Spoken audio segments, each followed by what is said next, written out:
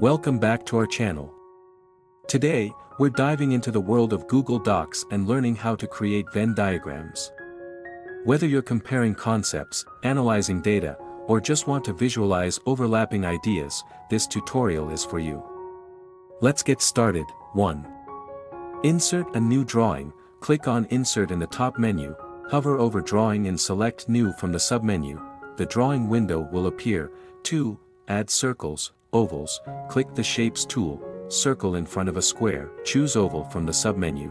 Draw an oval by clicking and dragging your cursor. Make the circle transparent. Click Fill Color Transparent. 2. Duplicate and arrange, copy and paste the shape within the drawing window.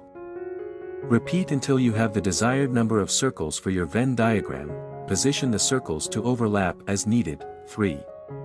Insert text. Click the text box tool, square with a T in it, dot, draw a text box and add your desired labels. Repeat for each part of the Venn diagram.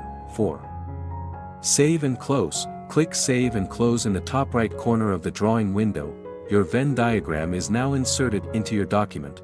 Feel free to share this tip with your friends, and don't forget to hit the thumbs up button if you found it helpful.